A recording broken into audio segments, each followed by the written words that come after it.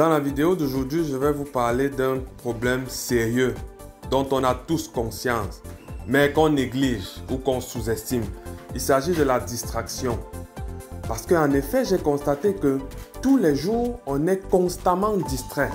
Distrait par les réseaux sociaux, distrait par nos téléphones, distrait par des conversations, distrait par des blagues, distrait par un tas de choses. Par exemple, aujourd'hui, sur les réseaux sociaux, on a par exemple les statuts WhatsApp que vous connaissez très bien, qui sont en fait un moyen de distraction massif parce que les gens publient ce qu'ils font de leur journée, des choses qui n'ont aucun intérêt et nous passons du temps et nous éprouvons du plaisir à aller regarder ces contenus-là, à les commenter même, à les partager même. Même chose sur Facebook.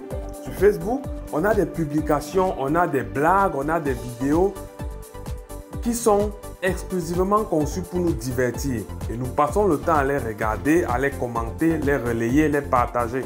Ça fait donc qu'en une journée, on est tout le temps distrait.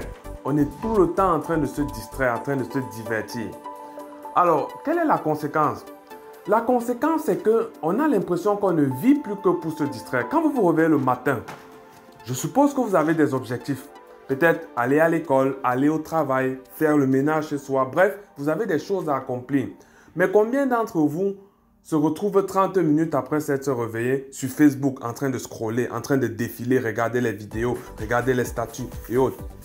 Plus de la moitié des personnes, je suis convaincu. Eh bien, c'est ça le problème. C'est que à cause des réseaux sociaux, à cause des différentes sources de distraction, on ne vit plus que pour se distraire. Le matin, on se réveille, on perd du temps sur les réseaux sociaux.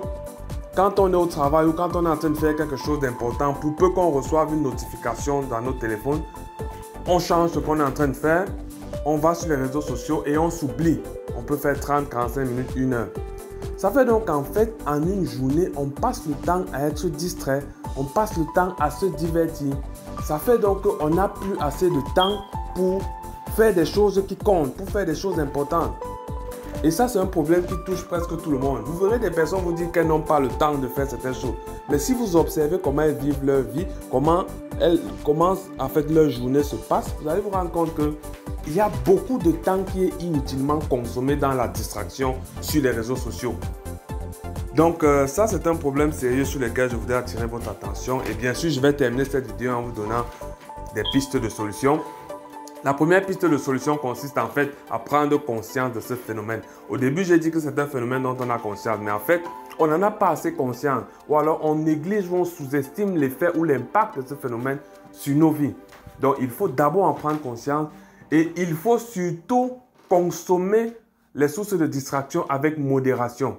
Je ne vais pas vous conseiller d'arrêter d'aller sur Facebook, d'arrêter d'aller sur WhatsApp. Non, c'est très important pour vous. Vous ne pouvez pas arrêter brutalement. Ce que je peux vous conseiller par contre, c'est de vous fixer des objectifs même sur les réseaux sociaux. C'est-à-dire par exemple le matin au réveil, ne pas passer plus de 10 minutes sur les réseaux sociaux. En journée, peut-être ne pas se laisser distraire par son téléphone, ainsi de suite.